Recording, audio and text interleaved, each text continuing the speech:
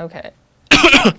So my name is Andreas, and I am a sophomore here at Carleton. And since about, I think, the middle of last year, I've written a piece for the Carl called Confessions of a Celluloid Junkie, which, I don't know, I felt like is a pulpy title. I don't think it's, yeah, too outlandish or anything.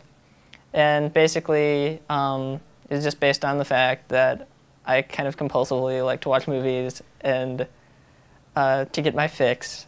And so I just kind of have gone back over the past couple weeks and taken whatever movies I've watched, and if there's something interesting that I want to recommend, then I try to write some kind of, I don't know, little summary of it, and maybe, I think at least I'm doing it better than I was last year, and hopefully I can manage to, I don't know, review and critique movies in better ways over the next couple of years.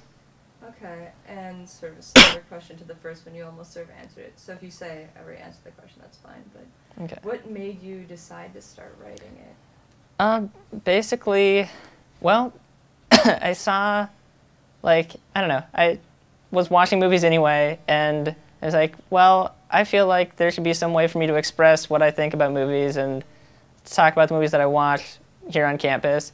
And then there's this guy who was in Quiz Bowl, Nathaniel Snell, and he also was on the Carl, and he said to me, oh, do you want to write a piece on film? And I was like, oh, yeah, sure, and then I did, so.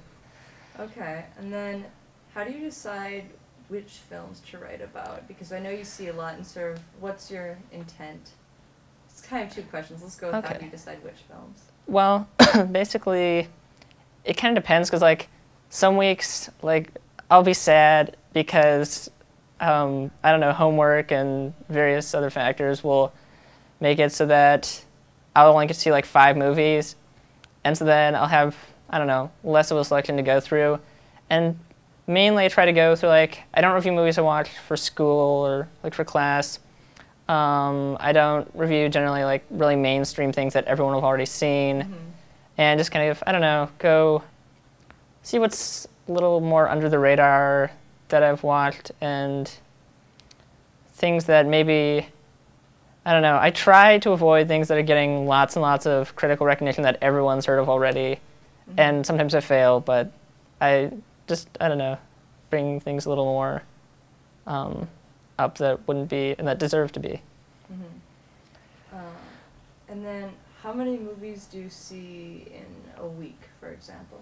Average. Okay, and so this, I don't know, varies wildly, like between summer and depending on classes and things. But I think for this term, I'm going about average, maybe nearing a dozen, or at least, yeah, that's what I'm aiming for. And so I think most of the weeks this term, that's what I've managed. Whoa.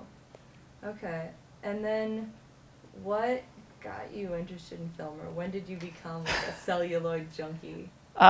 Basically from birth. I come by it very honestly, and my middle name is Orson, so there's that there, yeah. And was that an intentional move by your parents? That, yeah, very intentional by my father, who, I don't know, he like he had us watching all kinds of different like, art films and things from when we were 4 years old. So yeah, I suppose that's maybe a little freakish, but that kind of leads me to here today.